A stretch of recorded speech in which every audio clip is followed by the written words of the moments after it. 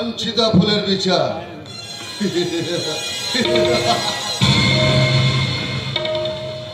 Indian reporter বিপুল মুখার্জি এই MLA ভুজঙ্গ নাকের উঁচু মাথাটাকে মাটিতে নামাতে চায়।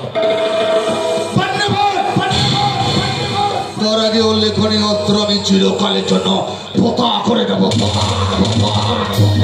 এদিকে আসা ওই নতুন ইনকাম ট্যাক্স অফিসার স্বরূপ সান্যাল তার অত্যাধিক ক্ষমতার অপব্যবহার করতে শুরু করেছে। ব্যাংকিং করে নিয়ে যে সমস্ত নোট আমার জমা পড়েছে তার হিসাব চেয়ে পাঠিয়েছে।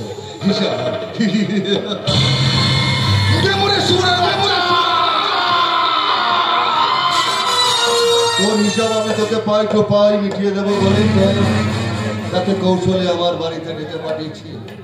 সে যদি সোজা মনে সরল ভাবে আমার হিসাব বুঝে নিতে চাইতো ভালো, না হলে ওই ইনকাম ট্যাক্স স্বরূপ সান্যালকে আমি এই পৃথিবী থেকে আউট করে দেব।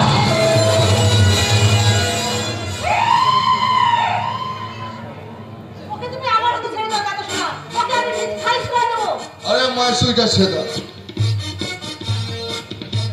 তুই স্বরূপ সান্যালকে চিনি? তাই না?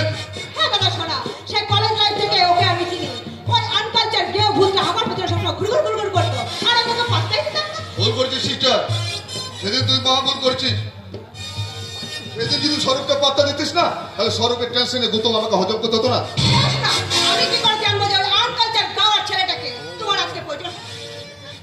একই বলে ভাগ্য চক্র, একই বলে ভাগ্য চক্র। এই চক্কর যে কাকে কখন ওঠায় আর কাকে কখন নামায় কেউ তো বলতে পারে না রে। আর হলে দেখ না, সামান্য একটা ছুরিখানা শ্রমিক হয়ে আজ ভুজঙ্গনাথ এমএলএ পদী পর্যন্ত পৌঁছে গেছে।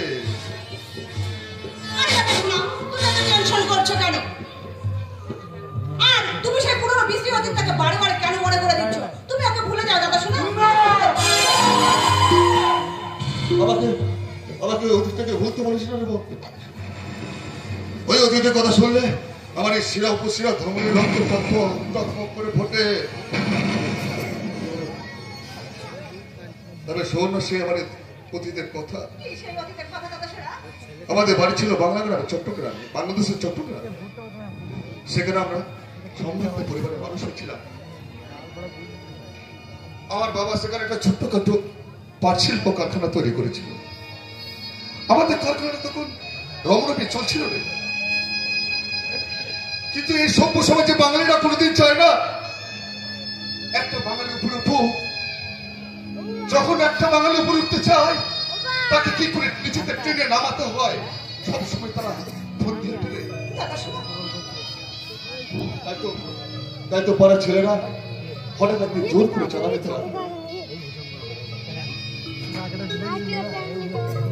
বাবা পুলিশকে কমপ্লেন করতে গেলে ওই পুলিশ অফিসার মুশকিল লাগতো। নেতারা ভোটে জেতার জন্য ওটাও কেচানো নিতে লাগতো।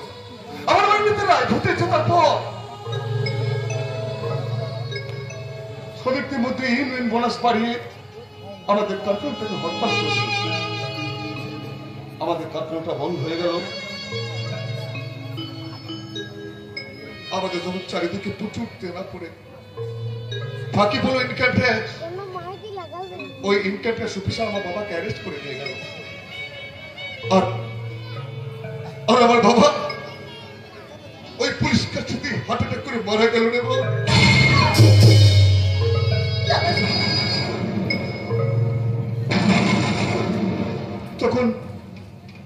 তখন আমাদের মা এই ছোট ছোট 3 বাচ্চাকে নিয়ে কোথায় যাবে, কি খাবে তার কোনো ঠিকানা ছিল না। তার কোনো ঠিকানা ছিল না।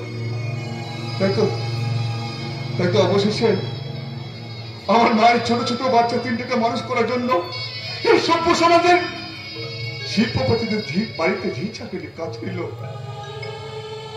কিন্তু বিধাতার কি লিখন দেন, আমার মায়ের শরীরটার প্রতি নজর পড়ল শিল্পপতিদের। একদিন রাত্রে হঠাৎ দেখি আমার মায়ের শরীরটাকে নিয়ে ওই শিল্পপতিরা আছড়ে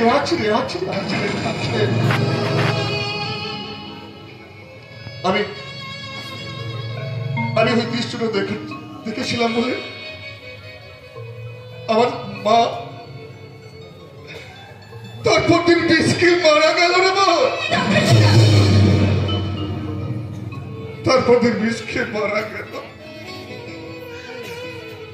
আর আর মরে যাওয়ার সময় কি বলে গেল জানিস? বললাম ভুজঙ্গ, তুই ছোট ছোট 3 বাচ্চাকে মানুষ করিস। আমি মায়ের মৃত মুখটা কোলে নিয়ে মাকে বললাম, মা গো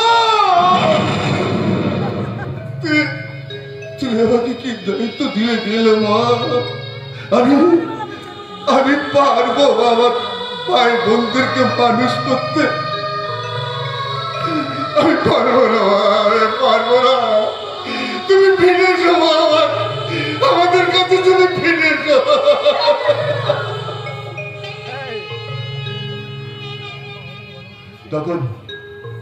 তখন আমার মাথার রক্তে ঘুম চলে গেল।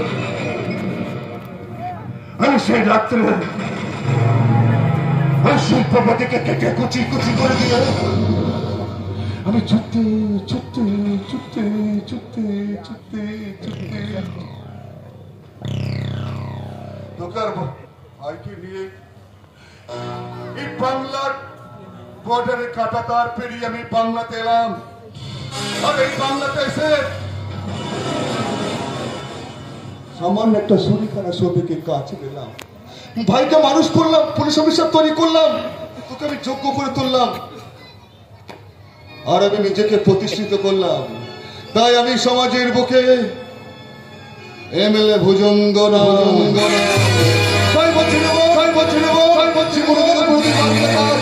অতীতটাকে ভুলবি না।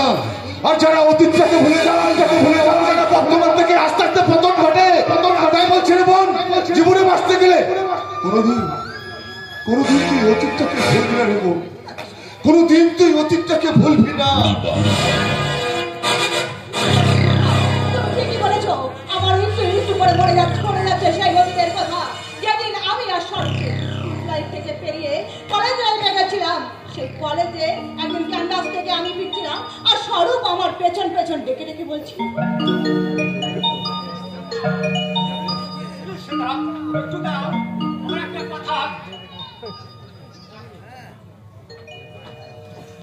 যা স্বরূপ আজকে তোমার এত বড় সাহস যে তুমি এখন আমার পেছনে ঘুরঘুর করছো।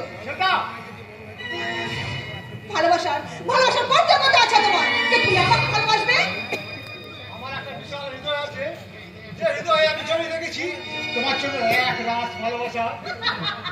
শুধু ভালোবাসাটা কি আমার শোনো, ভালোবাসাকে অর্জন করতে গেলে ভালোবাসা শুধু অর্জন করা যায় না, ভালোবাসাকে অর্জন করতে চাই অনেক টাকা বুঝেছো? রাত 100 টাকা রোজগার করবো। তুমি তোমার স্বপ্ন। ছোটবেলায় মা বাবাকে হারানোর পর আমি কাকার কাছে মানুষ হয়েছি।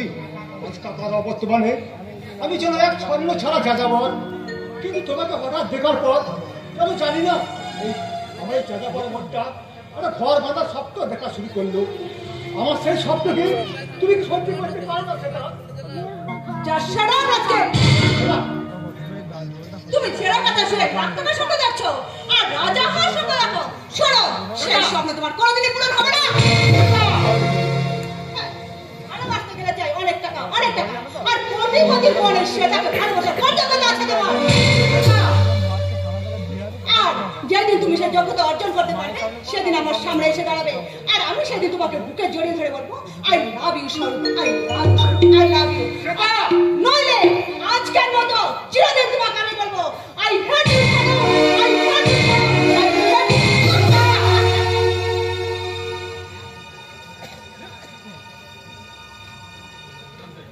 ভুল করেছিস সিস্টার, সেদিন তুই মহা ভুল করেছিস। সেদিন যদি স্বরূপকে পাত্তা দিতিস তাহলে স্বরূপ আমাকে আজ ফাঁদে ফেলতে পারত। তুমি এত চিন্তা করছো না দাদা? শোনো, সেদিন আমি স্বরূপের ফাঁদে পা দিইনি তো কি হয়েছে? আজকে আমি ওকে ঠিক ফাঁদে ফেলেই দেবো। তোর জন্য স্বরূপের মনে একটা গোপন দুর্বলতা চাপা হয়েছে। সে যখন তোকে দেখবে তখন তার পুরনো দিনের কথাগুলো ঠিক মনে করবে, আর ঠিক তখনই তোর ফাঁদে ফেলে ওকে ঘায়েল করে একটু কোঠা মেরে তো নিজের বসে করে নিবি। দাদা শোনা, আর তখন আমার সে মতন চলবে। আর যদি না শোনে ওকে আমি বুঝিয়ে দেবো, আমি ভুজঙ্গ।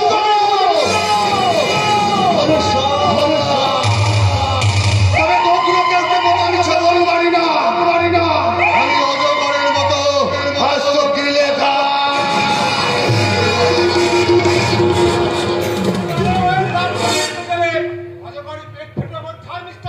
আরে আসুন আসুন মিস্টার সান্যাল বাবু আসুন। এতক্ষণ তো আপনার কথায় আমরা আলোচনা করছিলাম। কি রে সেটা?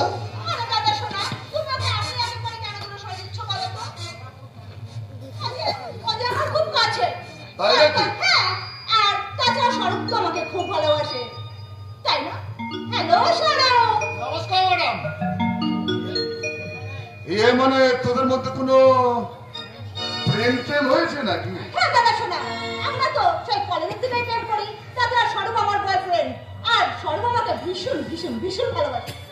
আপনার ধারণা ভুল ম্যাডাম, কারণ কোটিপতি একমাত্র বোনকে ভালোবাসা আমার কোনো যোগ্যতাই নেই। আরে ভাইয়া, আজকাল ভালোবাসতে গেলে যোগ্যতা লাগে না, সুন্দর একটা হৃদয় থাকলে হয়, বুঝলে? হৃদয় মর্ম বোঝে স্যার। ফায়দা মায় বাজে কথা বাদ দিয়ে কাজে কথা আছে। শুনুন মিস্টার না, নোট বাতিলের সময় আপনারা এখানগুলোতে বেআইনিভাবে প্রায় 4 কোটি 80 লক্ষ টাকা জমা পড়েছে। সেই টাকা আয়ের উৎস কি এবং কত টাকা আপনি সরকারকে ট্যাক্স ফাঁকিয়ে দিয়েছেন তার হিসাবটা কাইন্ডলি দিলে আমি খুশি হতাম। আরে ভাইয়া, তোমাকে খুশি করে তো আমার কর্তব্য। তাই তো শুধু খুশি নয়, আমার একটা মোটা অঙ্কের টাকা তোমার অ্যাকাউন্টে ট্রান্সফার করে দেবো। আর এর জন্য কোন ফাইলটা কোন টেবিলে চালান করতে হবে সেই ফাইলটাও তোমাকে আমি দিয়ে দেবো।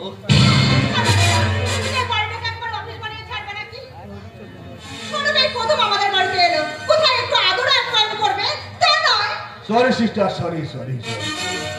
আরে আমি ভুলে গেছিলাম, ওই স্বরূপ ইনকাম অফিসার হলো আইনের তোর কাছের মানুষ। শোন, ওই স্বরূপকে বেডরুমে নিয়ে যাবি, ভালো করে এন্টারটেনমেন্ট করবি, কেমন? ভালো করে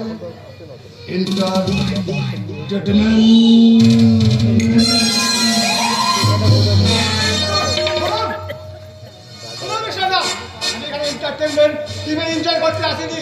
আমি এখানে এসেছি অফিসিয়ালি বিশেষ করতে।